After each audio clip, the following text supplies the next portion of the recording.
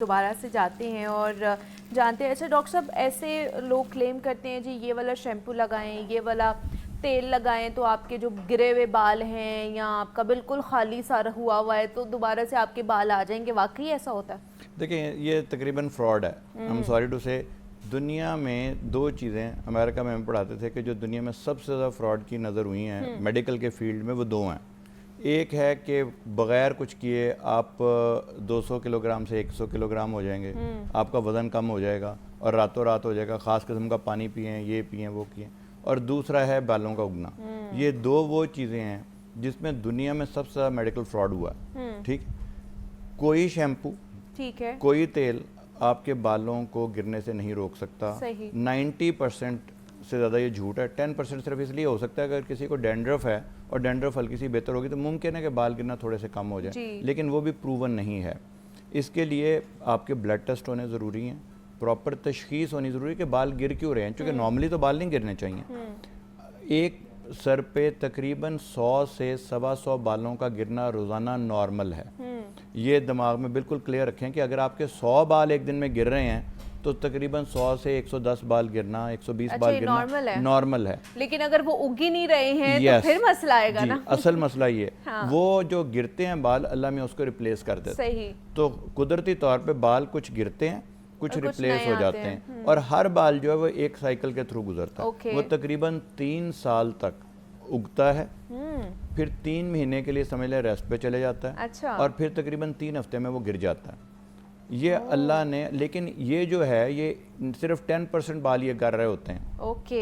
एक सर पे 10% बाल हैं जो रिसाइकल हो रहे होते हैं, बाकी 80% बिल्कुल ठीक रहते हैं। अगर यही रेशो गलत हो जाए, उलट हो जाए, फ़र्ज़ करें 80% गिरे जाएं, जो कि काफ़ी दफ़ा जिस तरह मैंने अभी आपको बताया शॉक लॉस में, या इसको टीलोजन अफ्लूवियम बोलते हैं, ये वो बीमारी है समझ लें। और ये बड़ी वक्ती बीमारी है। आपने देखा होगा बच्चों की माएँ जब कहते हैं जी जब बच्चे बोलना शुरू होते हैं, पाकिस्तान में बड़ी ज़बरदस्त किस्म की एनेक्डोट्स हैं कि जब बच्चे बोलना शुरू होते हैं तो माँ के बाल गिर जाते हैं। एक्चुअली ये बिल्कुल सच है, उसके बच्चे के बोलने का कोई ताल्लुक नहीं है, लेकिन वो बच्चा तकरीबन जितनी देर में 4-5 महीने में बोलना शुरू करता है थोड़ा बहुत, उस वक्त तक माँ के जो शौक होता है प्रेगनेंसी का, उसके बाल गिर जाते हैं और सारे के सारे वापस आ जाते हैं। जैसे आपने कहा कि अगर वहाँ पे आपके पास मल्टीविटामिन्स, माइक्रोन्यूट्रिएंट्स, सारा कुछ ठीक है, हार्मोन्स की खराबी नहीं है, तो सारे बालों को वापस आ जाना चाहिए। इस तरह आपने देखा अक्सर लोगों के तो इस तरह तो वरना सारी माएँ गंजी हो जाएं।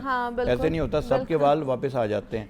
लोगों को डेंगू के बाद, ये जो कोविड जब आया था, एकदम से बाल गिर जाते हैं। किसी शॉक के बाद, साइकोलॉजिकल शॉक, घर में किसी की क्लोज वन की डेथ हो गई खुदा न खास्ता, कोई टाइफाइड हो गया, इलनेस, कोई भी इलनेस आ गई, बहुत ज़्यादा शदीद डिप्रेशन हो गया, तो सारे बाल गिर भी सकते हैं, लेकिन वो सारे के सारे वापस आ जाते हैं। उसके लिए हमारा बड़ा एक छोटा सा टेस्ट होता है कि हम थोड़े से बाल जो हैं वो उखेड़ते हैं सर से, 8-10 बाल, उसमें हमें पता चल जाता है कि कितने % रेशो में बाल गिर रहे हैं जो कि उस शॉक में गए हैं। ठीक है, ठीक है।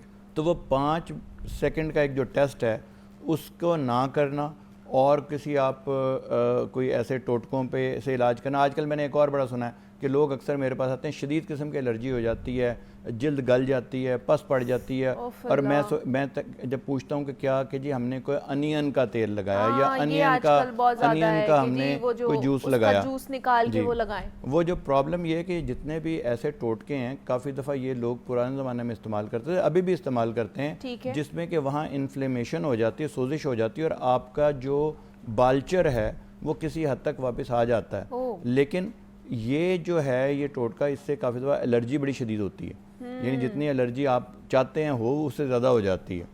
इसी तरह लोग जब अपने कलर करते हैं बालों को तो उससे भी एलर्जी होती है, उससे काफ़ी ज़्यादा बाल भी गिरने, इतनी ज़्यादा एलर्जी शदीद हो जाती है कि उससे बाल गिर जाते हैं। तो आपने जब भी कोई ऐसा काम करना जो कि आपको लगे कि सूट नहीं कर रहा, तो अपने डॉक्टर से जाके मशवरा करना जो है वो, उसमें कोई हरज नहीं है उसमें। अच्छा, दूसरा, अब जैसे आपने कहा कि अनियन का हमने नहीं लगाना है, लेकिन बहुत से लोग हैं जैसे जैतून का तेल भी सर पे लगा रहे होते हैं, इस तरह के और भी बहुत से तेल हैं जो लगा रहे होते हैं, वो भी नहीं लगाने चाहिए? लगाने चाहिए। देखें, इसका कोई फ़ायदा नहीं है, आपके बालों की कंडीशनिंग हो जाएगी, आपके बाल सॉफ्ट हो जाएंगे क्योंकि आपने वहाँ पे ऑयल लगा लिया। लेकिन 2-3 चीज़ें जो लोग बहुत ज़्यादा ज्यादती करते हैं, ये है कि इतनी गर्म हवा से बालों को जब आप ड्राई करेंगे तो बालों में ड्राइनेस आ जाएगी और बाल टूटना शुरू हो जाएंगे। आप बालों को धूप से भी ऐसे ही बचाएंगे, धूप भी डैमेज करती है बालों ठीक को। है। जो लोग कहते हैं ना मैंने सफेद ऐसे नहीं किए, सफेद ऐसे नहीं धूप में सफेद धूप नहीं, में सफेद किए हैं। वो एक्चुअली किसी हद तक ट्रू है। हाँ। बालों को आपकी एनवायरनमेंट उसी तरह मुतासिर करती है जिस तरह आपकी जिल्द को करती है। तो अगर आपने बड़ा हार्श शैम्पू यूज़ किया, अगर आपने कंडीशनर सही नहीं लगाया और जिल्द के बाल बहुत ही, अगर बाल बहुत ही ज़्यादा फ्रेजाइल हो जाएंगे, बहुत ज़्यादा टूटने वाले हो जाएंगे, आपके अगर एंड जो हैं वहाँ पे आपको लगे कि वहाँ पे स्प्लिट एंड्स हो गए हैं, तो डॉक्टर से रब्ता करें, देखें कि क्यों होने लग गए। अगर आपको लगे कि आपके बाल बहुत ज़्यादा रूखे हो गए हैं, बहुत ज़्यादा ड्राई हो गए हैं, उनका कलर चेंज होने लग गया है, अच्छा। तो आप देखें कि बालों की ग्रोथ में कोई ना कोई गड़बड़ हो रही है, या आपके बालों को आप बहुत ज़्यादा हीट दे के, बहुत ज़्यादा केमिकल से आप उनको इतना ज़्यादा तबाह कर रहे हैं कि अब आप चाहते हैं कि नए बाल आएँ। तो नए बाल तो आ जाएंगे, लेकिन उनकी ग्रोथ अगर सही होगी तो आएंगे ना।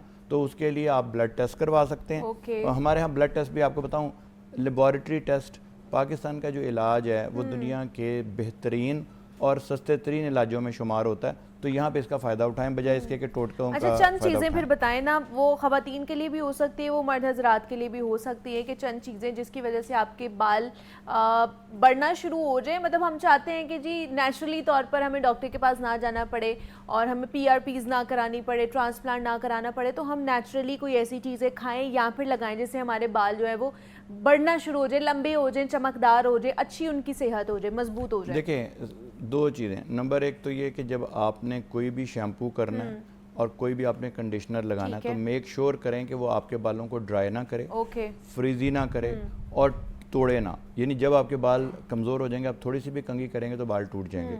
नंबर दो, मेक श्योर करें कि आपके जो बुनियादी ब्लड टेस्ट हैं, जिसमें आपका CBC है, जिसमें बड़ी रूटीन के जो ब्लड टेस्ट हैं वो नॉर्मल हों।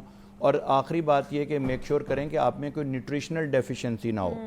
अगर आप में आयरन की कमी है, विटामिन D की कमी है, विटामिन B12 की कमी है, फोलिक एसिड की कमी है, जो बड़े बड़े विटामिन हैं, उसको तो कम से कम आपने पूरा रखना है। अपने डॉक्टर के पास जाएं।